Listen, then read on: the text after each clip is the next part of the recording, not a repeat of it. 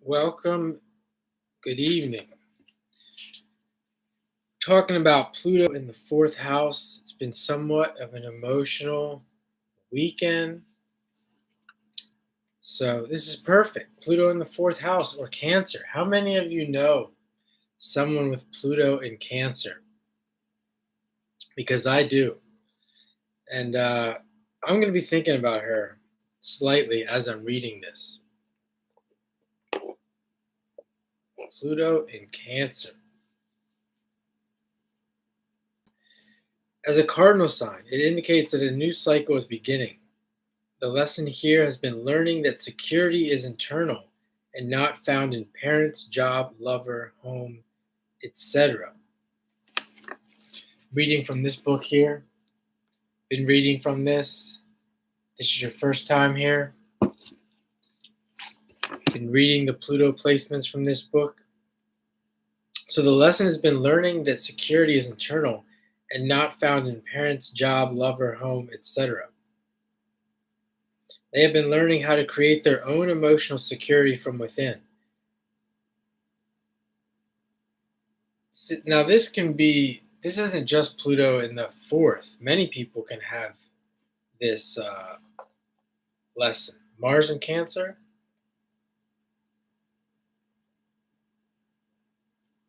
My mom had Mars in Cancer conjunct Uranus. And let me tell you, she was learning throughout her whole life that security is internal and not found in parents, job, lover, home, etc. And I'm willing to bet she never got this information because, man, if she could take this in, it would have helped her tremendously. Because I think even though this was forced upon her, I'm not sure that she interpreted it like this. Always looking for this. If it wasn't the house, it was the father, even her son.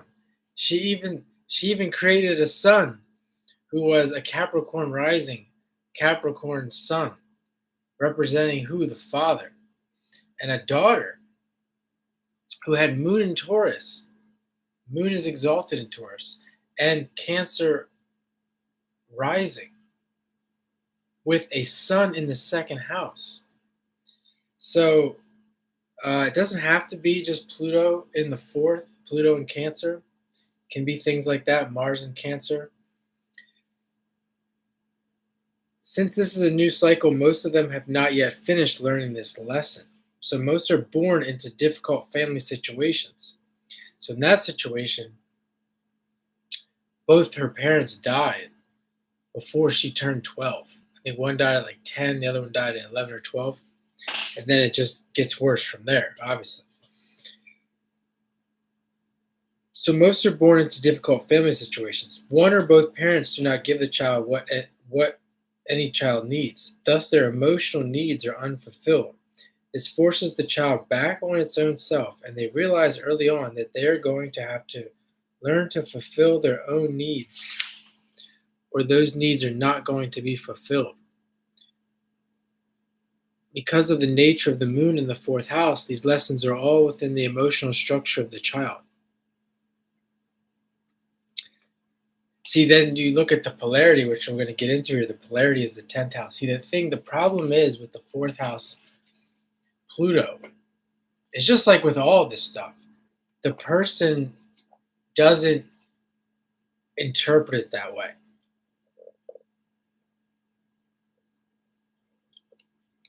Everyone around them is like, oh, I feel so sorry for you.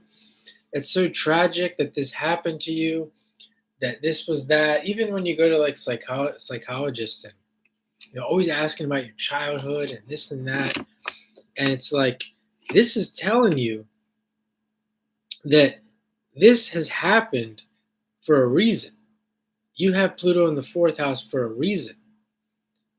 I mean, how else is it going to happen? I mean, I guess you could have two parents who force you to take responsibility, but it's not the same. It's not the same.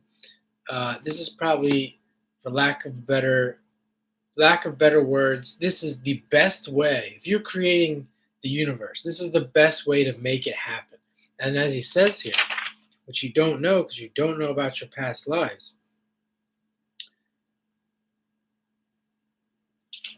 as he says that most of them have not yet finished learning this lesson. So we don't know about our past lives. So you could have been resisting this for how long? And now here you are given the opportunity, hopefully, to move on. Certainly, if you're getting my information, you're getting the opportunity to move forward. Because of the nature of the moon and the fourth house, these lessons are all within the emotional structure of the child. This is a very difficult environment for a child. Most of these people have had a series of past lives in similar conditions. Often they have prior life unresolved karma with one or both of the parents. They are born with subconscious memories of these prior encounters. These past emotional patterns color the interaction between both parent and child. See, he's talking more about people who have had parents that are just not very good parents. The relationship isn't very good. It could even be the child's interpretation, as he's saying, from subconscious memories.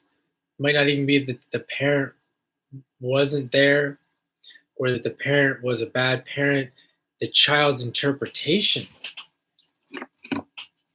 can be what it is because they're so emotional. They have an unconscious expectation that parents should meet these needs. The child's experience may be very different than the parent's experience of the same situation. You think even of a child, you have a brother, two brothers, one brother may expect that the parents should be meeting these needs or whatever the child perceives as his emotional needs are, and then the other child uh, is like more independent and maybe doesn't have a fourth house Pluto, and they feel like the parents are fine. And so, even looking at from the outside, it might even look like there's no problem there.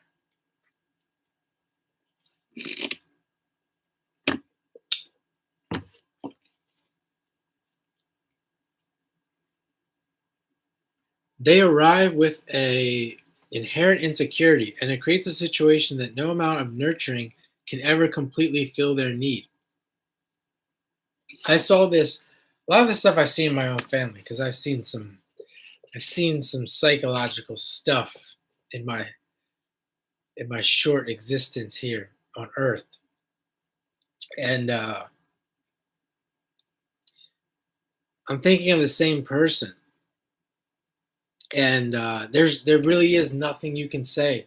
Oftentimes, there's nothing you can do. It's like it says here, no situation, no amount of nurturing can ever completely fill their need. No amount of nurturing, and that's true. A lot of times, that's true. They got to do the work themselves.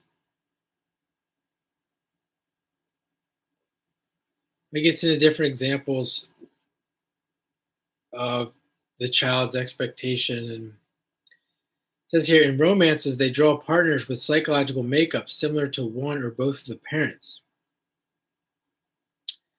The unconscious need is again to resolve the old stuff and have the emotional needs met.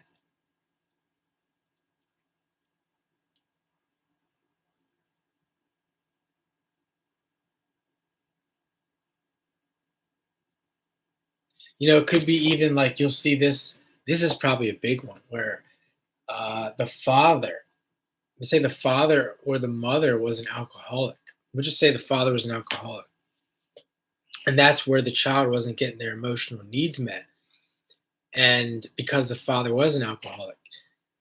And then that person will grow up and they'll attract an alcoholic into their life.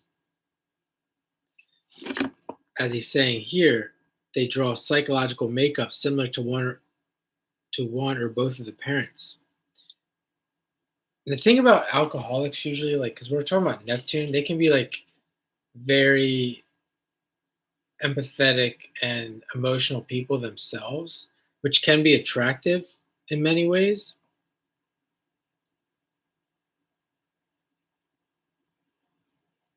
The unconscious need is again to resolve the old stuff and have their emotional needs met. Because the nature of the partner is similar to the nature of the parents, the needs are still not met. Once again, they're thrown back on themselves. Again, the needs, because the parent is or the future spouse is an alcoholic, the needs again are not getting met.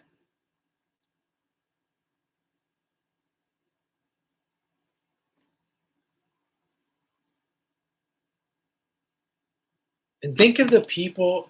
If you have if you're going through this and you're watching this in your fourth house Pluto, I don't mean to criticize anyone, but I'm thinking of like, because this is how it works. I mean, thousands and thousands of people that will say too that like about people how this is the one, this is who I love this person, and that's all they're doing is just begging for their own. They're begging for their own karma to go through their karma and begging to be released from it.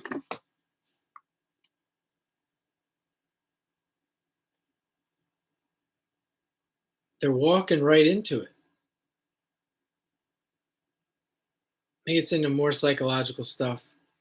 All fourth house Pluto people experience a wide range of emotions in an intense way. Everything is deeply felt. The moods are often triggered from an external experience.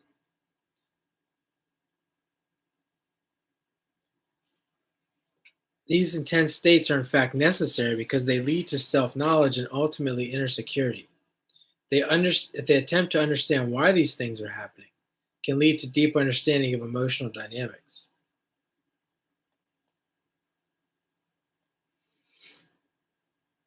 How many people ask the question why and want to know about these emotional dynamics?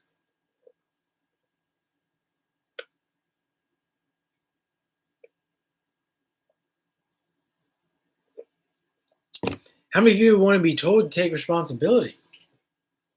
Because that's what we're going to get into here.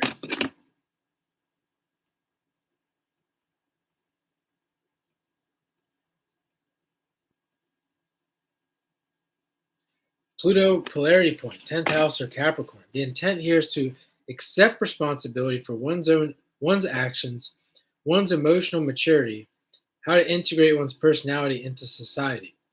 These learnings will occur through work and career. Through this, they can get out of victim mode and realize that the conditions of their childhood were necessary for their evolution, and even the lack of nurturing from the parental figure was required. See, this is where I'm not sure many people with Pluto in the fourth house that are going through this will be told that. They'll be told to go. A lot of them will go find replacements, as I said, as the examples I was giving. They'll find replacements for the family, and they'll go through that cycle. That it's like the famous vicious cycle of going through family member or partner after partner, family member after family member, looking for what they didn't get as a child. And if that's the case, if that's happening, all they have to do is accept the responsibility for their own emotional maturity, realize that they're a sovereign being. Because there's a lot of this stuff can be solved by realizing that each and every one of us are sovereign beings. And when you get to a point and you realize that you are spiritual, you are a spirit living in a body. And if you can maintain that and really integrate that into your being, it solves a lot of these problems. But here he's saying that the when you go into the career and you go into the 10th house and you become a mother or a father yourself, Not even just a mother or father yourself of a child, but you become a boss, a manager, a responsible person at work, where your work's a good example because really it's just the idea that you are becoming a father or a mother. At work, you're taking care of things, whatever the little sphere in your job is. Like even being an astrologer, I'm taking care of the business of astrology.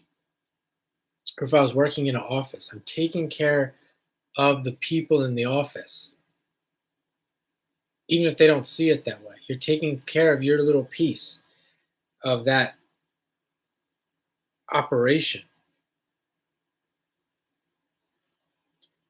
It says, thus blame will dissolve and there will be greater acceptance of the larger view of life and evolution.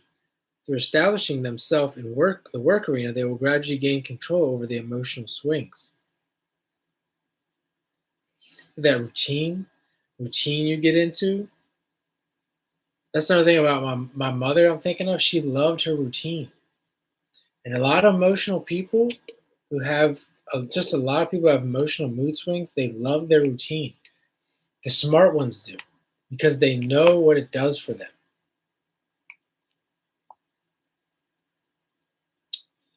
Common fourth house Pluto characteristics: emotionally intense and demanding, cycles of depression and optimism, can be emotionally manipulative, insecure, defensive, intensely loyal, need to control their space, easily threatened, potentially cruel, mean, or vindictive in negative cycles, and empathetic, sympathetic, and nurturing in positive cycles.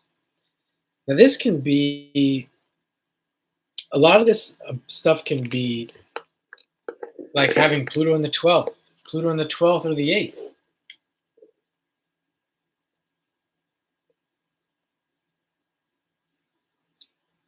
Everything I just read, you have Pluto in the 12th or the 8th can occur as well, especially if we consider other parts of the chart. And how many people here? Let me read this again. Emotionally intense and demanding, cycles of depression and optimism, can be emotionally manipulative, insecure, emotionally insecure. When all they have to do, I mean, easier said than done, but all they have to do is take responsibility for themselves as being an individual, a sovereign being. Stop looking outside of themselves. Stop looking for that father figure. Stop looking for that mother figure. Even myself, I consider myself uh, a person who is very individualistic and very. I mean, I go through these things too. I don't even really know how to say it, but I'll just say this: I acknowledge the way I look at it is I acknowledge that there's times when I am emotionally manipulative. There's times when I am emotionally insecure. There's times when I would like the mother figure to be there when she's not, or the father figure, etc. And I can see that in other people. And there's times when I really, we could say, crave that feeling or crave that energy. But I maintain my awareness. I know what it is, so that if I don't get it,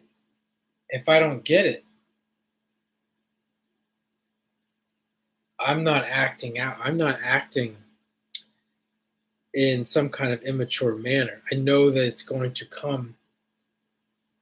It's going to come in another form and on another day, if that makes sense. But I'm not sure a lot of people do realize that.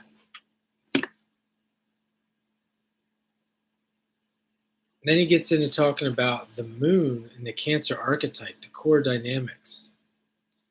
Maybe I'll come back to that another time. You can see there's a lot of words on Cancer, the moon, and the fourth house.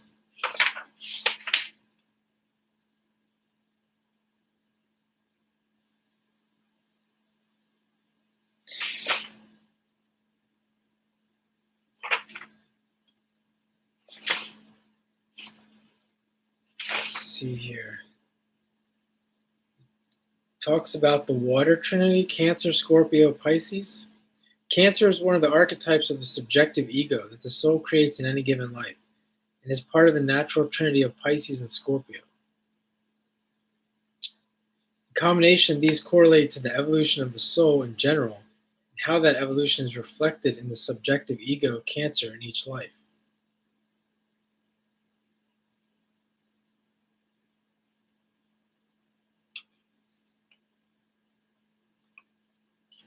Talks about displaced emotions. This is very psychological.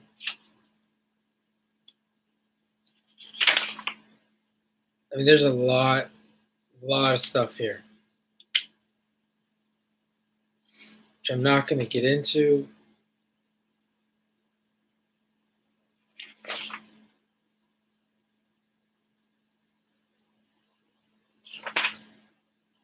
So much to talk about maybe in the future. That's Pluto in the 4th house and the polarity point in the 10th house.